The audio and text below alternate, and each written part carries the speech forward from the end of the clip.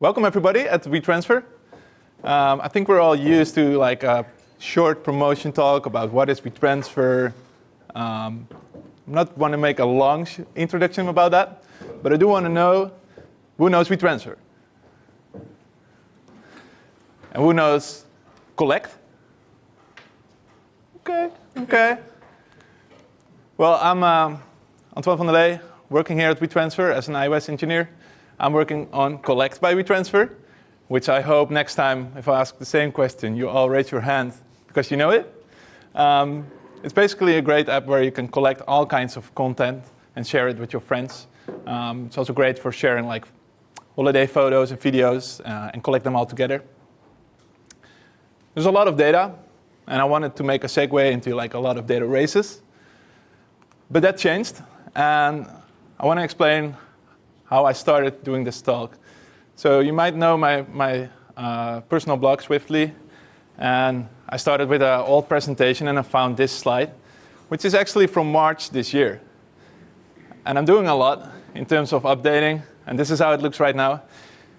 It's my personal hobby, and what I basically do is whenever I have something at WeTransfer which I want to dig into, I start writing a blog post about it. So last week, I did a talk or a blog post on concurrency in Swift.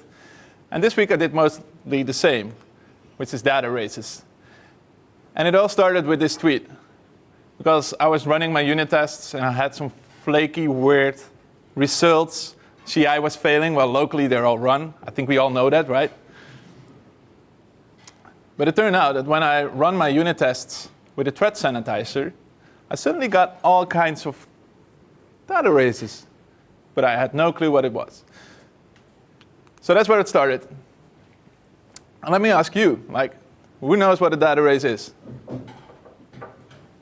Okay. Who thinks he never had a data race? So you don't know what a data race is, but you're pretty sure you never had a data race. Okay, well, let me explain to you in short what a data race is. And I wanted to do it with a metaphor. And metaphors are often like the racing cars, but that's a bit like known, right? So I thought maybe this is a data race. You know, you're in a relationship, but somebody else is using the same piece of memory on a different thread. Or maybe this one. Two threads are pulling the same piece of memory, and then your app crashes, right? So hopefully you now already know a bit what a data race is. But it basically comes down to two threads, or more, multiple threads, accessing the same piece of memory without synchronization. And at least one of them is a write. That's an important one. So for example, this is a very simple code example. We have one write where we append to the string, while the other one is a print, which is just reading out the variable. And that eventually results in a data race. Unpredictable behavior could be a result. Memory corruption. Flaky tests. So whenever you have a flaky test, try out the Thread Sanitizer. But as well, weird crashes. So when I was running the tests on our collect app, I found out quite a few threads were matching the crashes we had in Firebase. So it turned out that I could reproduce the crash with the Thread Sanitizer. But when does it occur? So let's see. Here we have the example as before. We're appending something to a string. So the background thread is writing to the variable while we also do a read. Well, this is basically only reading, right? So we're reading the name on a background thread as well as on a main thread. So here is no data race. This is all fine. But now it happens to be a lazy variable. And then suddenly it is a data race. And that's because a lazy variable delays the initialization of the string until the moment you actually access it. And in this example, we are accessing the same variable from two threads, causing it to be a data race. So this is a very important one, especially if you're using like shared instances. It could definitely be that you have an example of this happening in your app. As I described, you can enable the Thread Sanitizer. This is the scheme configuration of your project. You can do it for your normal run, but as well for your test scheme, which is already a great start if you want to try this out on your project. Just run your tests as you would do normally, but done with the Thread Sanitizer. Questions on the end, OK? And what it basically does, it recompiles your whole project, and it implements a certain read memory method. So I'll explain it a bit here. This is not the real piece of code how it works, but you can imagine how it works. So in each thread, each access gets saved with a timestamp. And then in the end, the Thread Sanitizer can basically check at the same timestamp, the same memory was read, and one of them was a write access, so there was a data erase. That's the algorithm behind the Thread Sanitizer. This also means that your project will run a lot slower, and your memory will be a lot higher. So if you find any other issues related to that, it's probably related to the Thread Sanitizer. So then, solving the data erase. This could be your first implementation of solving it. You basically synchronize the access to the variable. So here we created a log queue, a dispatch queue, which defaults to a serial queue. That means that it only executes one thing at a time. This is great. I mean, we're only accessing the name one at a time. But it's kind of like a downgrade for your performance if you only have reads in your code. So what you can do for that, you make a concurrent queue, but whenever you write to it, you use a barrier. And the barrier basically says, like, hey, finish all the tasks which are currently in the queue, then put the barrier there, do the write, and after that continue as a concurrent queue, where you can do all kinds of things at the same time. So this is a great solution for solving data erases. So tie back. You can solve data erases using the Thread Sanitizer, and you can solve them by synchronizing access. It's a short tieback. It's a short presentation. I do have a few blog posts on this. As I described, I dive into this and I write a blog post, and then I learn how to do it. This one is on concurrency. It goes a bit more in depth about how you can use multiple queues. And maybe you've read this one already this week, and you didn't learn a lot from this talk, but this is going into the Thread Sanitizer as I just presented. That's it. Thank you very much.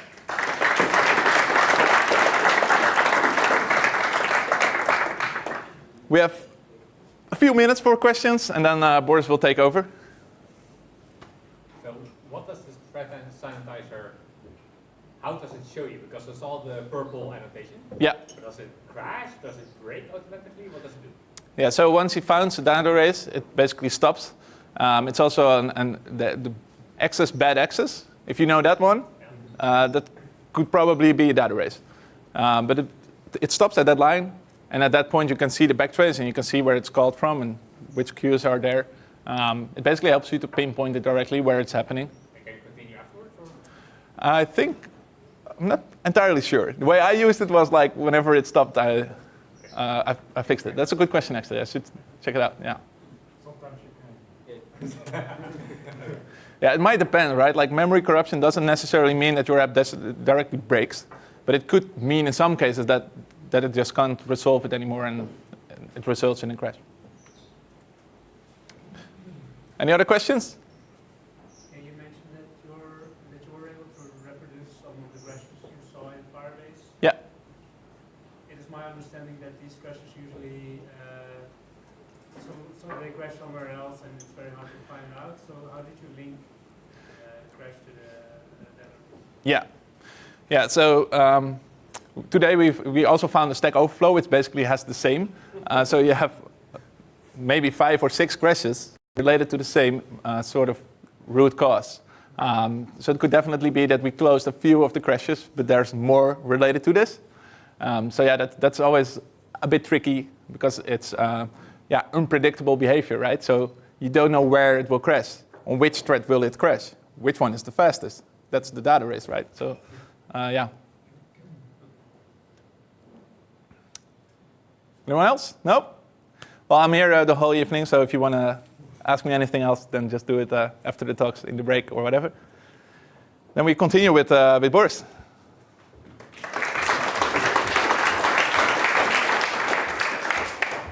All right. Hi, everyone. So my name is Boris. I work here at WeTransfer as an iOS engineer with Antoine, who just talked, and Kaira, who's going to talk next. And today I wanted to talk to you guys a little bit about perceptual hashing. So if we take a look at Wikipedia, perceptual hashing is the use of an algorithm to produce a fingerprint of various forms of multimedia. So you take an algorithm, and it creates a hash, which is a fingerprint of multiple forms of multimedia, right? So it could be audio, it could be images, it could be video, whatever it is, right? So take an image. For example, here we have the Swift logo. Run it through the algorithm, and it's going to give you a hash. But if I tell you that, you're going to tell me, well, that just sounds like a regular hashing algorithm, right? Like cryptographic algorithm like MD5 or SHA. So what is the actual difference between perceptual hashing and cryptographic hashing? So this slide shows that a little bit. So essentially, the big difference is if you take two images, for example, that are similar to us humans. So in this case, we have twice the image of the Swift logo, but one is big and the other one is small. It's going to create the same hash. So that's for perceptual hashing. But for a cryptographic hash, if you change anything on your image, whether it is 1 pixel, the size, or anything like that, the hash is going to be totally different, right? So that's the difference. Essentially, a perceptual hash is going to give you an indication on how close two images are from each other. So this is great. So now we know what perceptual hashing actually is. So we're going to talk a little bit about how it works, and we're going to go through a step-by-step of the algorithm to see how it works. So the first step you want to do is you take your image. So here we still have the same image, the logo from Swift, and we're going to resize it to an 8x8 image. So we're going to have 64 pixels at the end, and it's a tiny image, so that's really great because we're going to be able to process it really fast and do all sorts of different image processing on it really quickly. The next step that's coming up after that is convert it to a grayscale. So a grayscale image is just an image that's in black and white, basically, right? Where all of the pixels are now, instead of being RGB pixels, for example, if that's the color space you're using, going from 0 to 255 for each R, G, and B values. Now those pixels are going to go from 0 and 1 for each pixel, individual pixel. So for example, 0 would be white, and 1 would be black, and anything in the middle, sorry, would be a shade of gray, right? So that's the second step. Take your resized image and convert it to a grayscale image. Next, the next thing we want to do is find the average value of our pixels. So now we've got a bunch of pixels. All of them have values from 0 to 1 because they are grayscale. And we want to find the average value of all of those pixels. So it's very easy to do. You just loop through all of the pixels, add them up, and divide by the total number of pixels you have, which right now is 64 since we resized it to 8x8, if you remember at the beginning.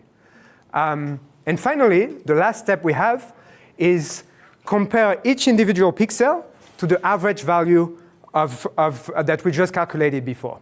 So you take each individual pixel. So for example, if you take the top left pixel, we can see that it's a pixel that's very light, and its value is above 0.7, and in that case, we put a 1, right? So that our bit is set to 1 instead of 0. And we do that for every single pixel in the image, and essentially, this is the whole algorithm. So just to recap real quick, we resize the image, convert it to a grayscale image, find the average of each of the picture for the whole picture, and compare each individual pixel to the average of the picture. And this is the beautiful hash we get at the end. So this is great. We now know how to create perceptual hash from an image, for example. But as we talked about at the beginning, the whole point behind perceptual hash is to compare two different hashes, right? So we're going to see how you can compare two hashes that have been created in this way to see if they are close from each other. So to do so, we have, again, our two images that we had from the beginning. At the top, we have the big image from the Swift logo, and at the bottom, we have the small image from the Swift logo, and we have both of those hashes. And to just compare those two, all we have to do is calculate the Hamming distance. So for those who don't know, the Hamming distance is essentially finding each bit on your hash that is different at the same position. So here we have 2 bits that are highlighted in red that are different. So that means that our 2 images are pretty close from each other. So I've got a little bit of a table here that helps us a little bit understand how we can interpret the value that comes back from the Hamming distance. Essentially, if the Hamming distance comes back with a 0, it tells us that the 2 images are pretty much similar, at least they look similar. If the Hamming distance is from 1 to 5, the images are really close from each other. And if and from 6 to 10, it's like they're pretty different. And above 10, they are just totally different, right? So I've got a little bit of a demo here. I've created a playground that I've thrown together really quickly before this talk. So this is the playground. So I've created a very simple version of the algorithm. I'm going to show you guys real quick. Dang, this is tiny. So we have one function here, which is the main entry point. This is on an UI image extension. So this is the main entry point for calculating the hash, basically. This function is just resizing. As we talked about, the first thing you need to do is resize your image. Then this is generating the grayscale image. It's using CI filter, so it's really, really fast. This is finding the average. Oops, sorry, not sure what happened. But this is finding the average pixel value once we have the grayscale image. And finally, this is generating the perceptual hash at the end, which is just comparing the average value to each individual pixel. And I've got another little function here that is just calculating the distance. So that's the Hamming distance. So I've got a few examples I want to run with you. So if I run this, hopefully this is going to work. Yes. So this is the example we talked about earlier. So I've got one image, which is my Swift logo, another image, which is also my Swift logo. But as you can see, this one is about 500 by 500, and this one is about 400 by 500. So the perceptual hash has been created here. So we have both of them. They are here.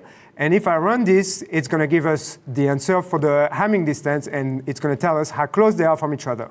And as you can see, the distance is 0, which, as we talked about a minute ago, 0 means the 2 images look the same, which is really great. So I've got a couple of other examples for you guys. I guess I've created some. You're going to be impressed by my design skills, I'm sure. But I've created some enhanced versions of the Swift logo. So the first one is still the Swift logo, as we know it. And the second one is a Swift logo that's a little bit enhanced. So we're going to see what our algorithm thinks about that. So it tells us 4. So if we remember, 4 was like, this is not exactly the same, but there is some things in common. And finally, just to make sure that everything works, we're going to make sure that if we compare 2 images that are very different, it tells us like those images are very different. So I've got the Kotlin logo here to make sure that it's not confused and those things are not the same. All right, so let's take a look at the images. Still our Swift image, still our Kotlin image. And if I run the Hamming distance from those, 24, it's more than 10, so it's very different. And so everything's working great. This is awesome. We've got an implementation that's working. The implementation we just looked at is called A hash. So A stands for average, so because it's based on the average value of the grayscale image. But there is many other implementations. Some of the limitations of the implementation we just looked at is it's not resistant to like color inversion, for example, or rotation. If you rotate the picture, it's going to tell you those are 2 different pictures, even though it's the same, but it's just been rotated. It's not very good with damaged media, and it cannot extract part of the image. So if you're interested in just knowing if a part of the image is different, is similar to another part of another image, it's not good at this. But there are many other implementations. P-hash is another one that's much more robust, and it's also pretty simple. So if you're interested in looking into it, this is great. And then there's other ways of doing that. Locality-sensitive hashing, which is not too different, and then feature detection, which is pretty different, but much more powerful, but also much more complex. So I just wanted to give you guys a few real-life applications, because you may be wondering what is this about. But actually, things like Shazam use those kind of stuff, right? They use it with audio, and they look at 2 different peaks, and the distance between those peaks is basically what they calculate. So it's very close to what we just saw today. It's a lot more complex, and they run multiple ones, and they create multiple hashes, but it's not too different than that. Because if you remember, Wikipedia told us that perceptual hashing is about multimedia and not just images. YouTube, same thing, they have this copyright match tool. So when you upload something or if someone else uploads something, they match it to see if it's anything that's already existing and already copyrighted. And so they use a lot of the techniques they use is actually pretty close to what we saw today. And finally, Google image search. So for those who don't know, you can search with images on Google. So you can just drop an image on Google, and it's going to tell you everything that comes around it. And this is, Google is using some very similar techniques for that. Obviously, it's a little more complex than what we just did, but the principles are very similar. There's more you could do. Deduplication is one of those. So if you have images and you want to find all the duplicates, but they are of different sizes of stuff like that. Thumbnails to original matching. So if you create thumbnails in your app or something like that, and you want to match it back to the original image, you could do that. And at WeTransfer, we have this thing called PegIcon, which essentially when you upload files, we scan them and we match them against a database. And so this is using the exact same kind of stuff in the background. These are some of the resources that inspired me for the talk. There's some really good talks around there online around all that, including Shazam, who had a very good presentation, and it's mostly a paper, I guess. A very good paper about how everything works. Really, really interesting stuff. You guys want to look more into it. And finally, thank you. Yeah, thanks for listening.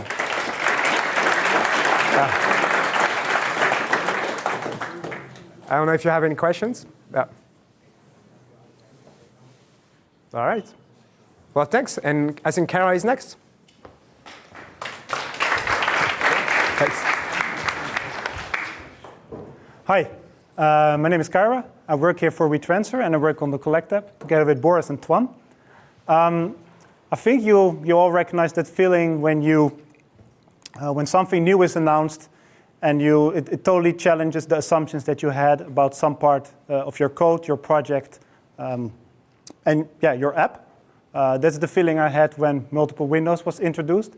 And I think it's not a coincidence with all the things that were announced this year that this kind of looks like the logo of the WWDC this year. So we all said it maybe once, like that should never happen because our app only has one window, right? So not anymore. And you might ask yourself the question, where do I start? So in this talk, I just want to take you over the essential things that you need to know in order to implement this in your app, which are, first, adopting the new scene API. Second, implement actual support for multiple scenes. And then also implement state restoration. So I implemented this in this hobby app that I have, which I keep coming back to if I want to try out something new. It's in the App Store, and I'm adding iPad support right now. So before that, I want to quickly go over a bit of the things that you probably already know, but just good to mention the lifecycle before iOS 13. So you really there have two main objects, the UI application and the UI application delegate. The UI application is just responsible for really those low-level app events. And then you have the application delegate, where you usually just respond to things like memory warnings, your app going to the background, foreground, etc. And you also set up the UI itself. So I actually have an overview of that. So just responding to those events, setting up the main window and the root view controller, and maybe your database, your networking stack, well, etc. So what really changes with this new API? So now we have scenes.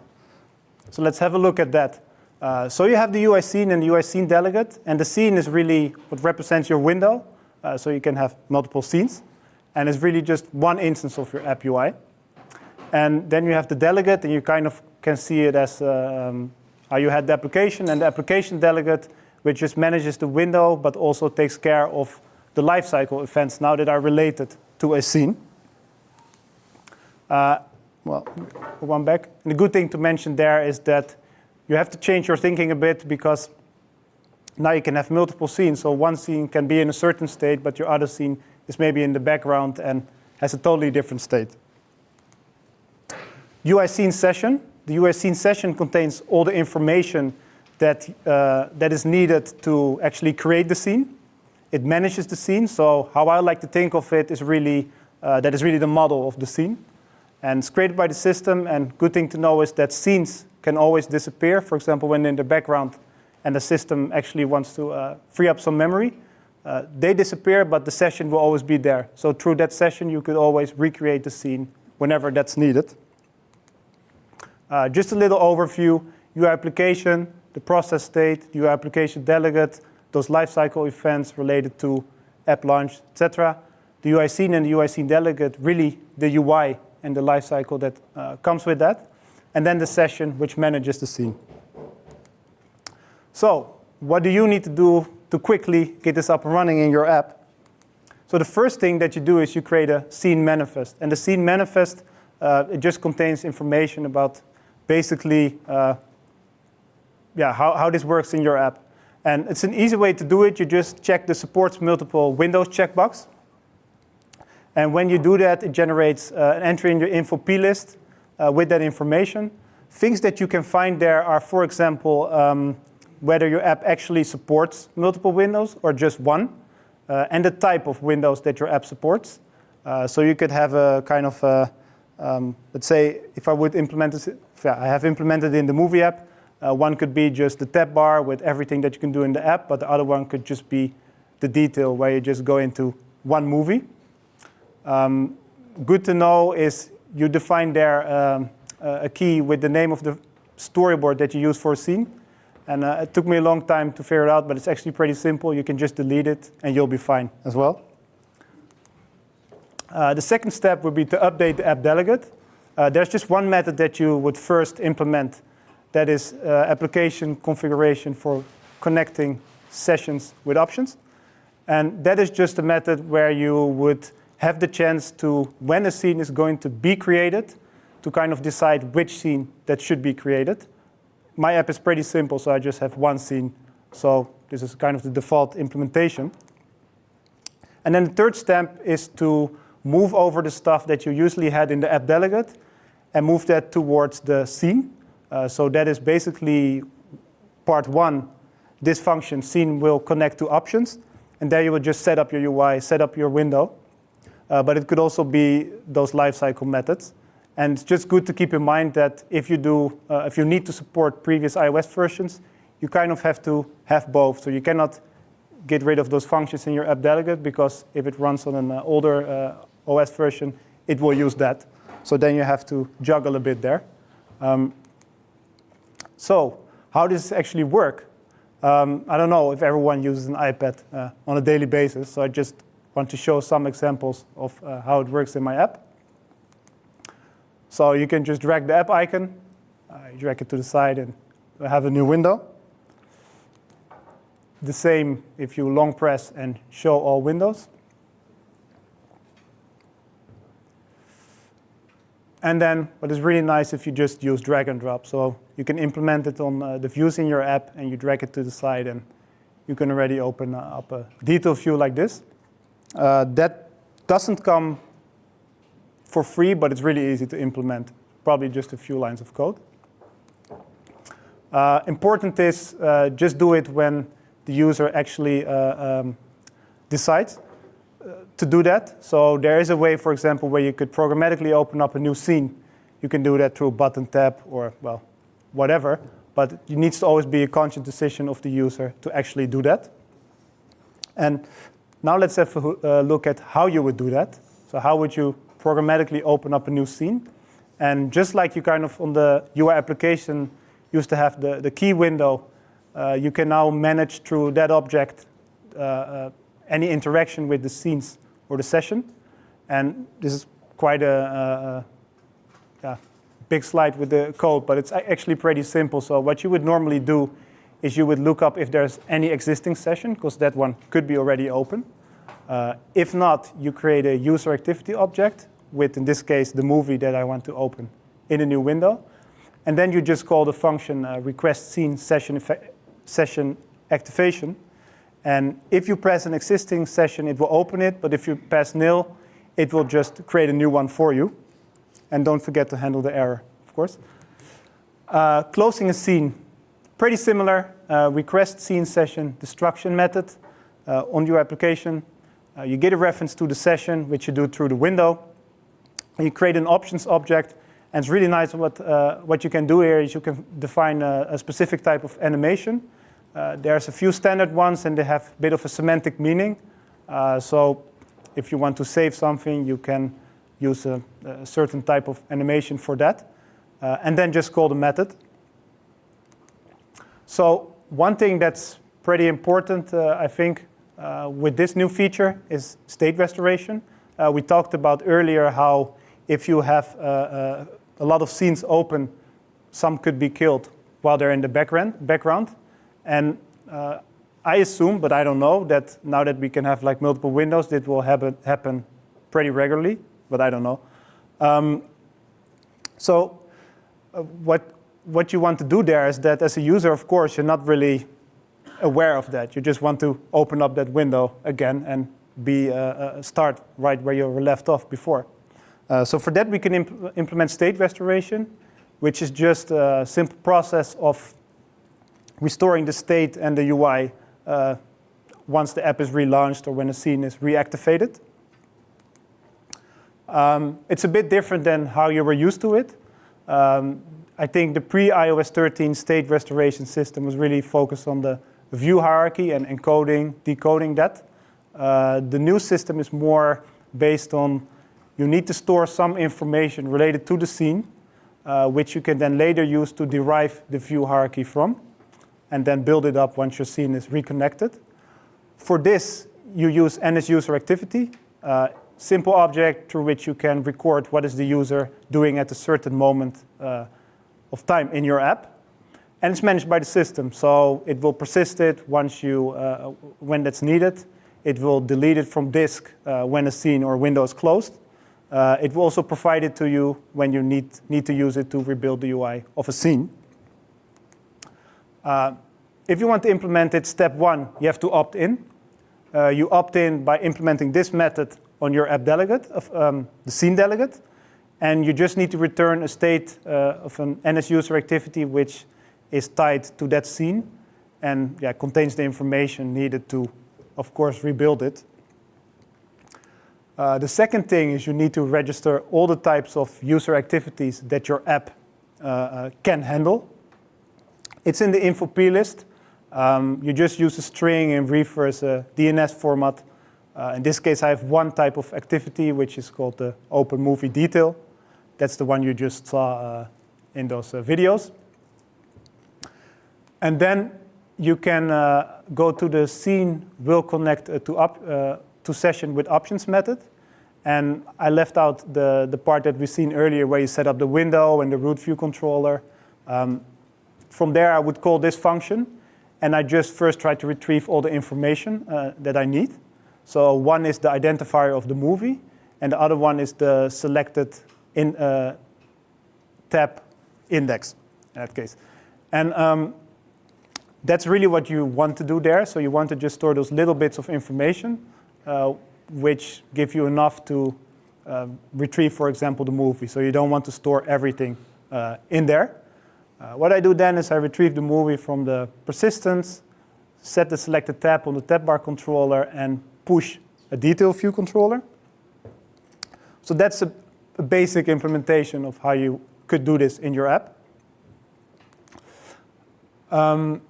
Then, of course, there's also the thing is at what moment in time are you going to kind of record what the user was doing, and when are you going to reset it? In this example, I used the scene will resign active method on the scene delegate. And I thought it was a good time before your scene becomes inactive, just check what is the user doing and do I want to keep track of that. So you get the information and you create a user activity and set it on the scene. And of course, also you need to reset it because if the detail view controller would disappear, I'm using the app, it won't reflect anymore what I was doing at that time. So you just set it to nil. Just want to go over you some common bugs which I've seen, some of them heard about. Data synchronization, interesting, of course, after the talk of Antoine. You probably, or maybe you do, but didn't take into consideration if a user would manipulate some data in your app from multiple scenes at the same time. So probably you'll run into some bugs with that. Shared state is kind of a similar thing. maybe that state makes sense to be in a global variable somewhere. But now that you have multiple windows open, maybe you want it to be more specific to that scene. So just also something to look out for. Data flow, I think with Swift UI also that's pretty much talked about lately.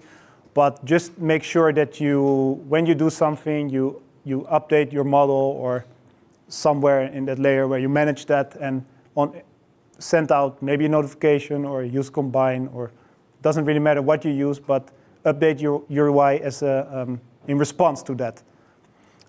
Then you just make sure that all the data is reflected in all the scenes with the latest data.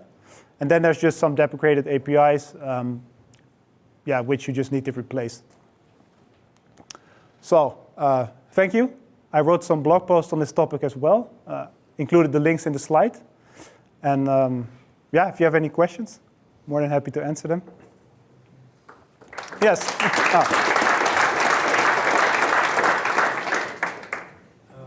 have just a small question. Yeah. You mentioned that the data synchronization scene. Yeah. Does this mean like every scene has its own main thread and run loop, or is it one thread with one run loop?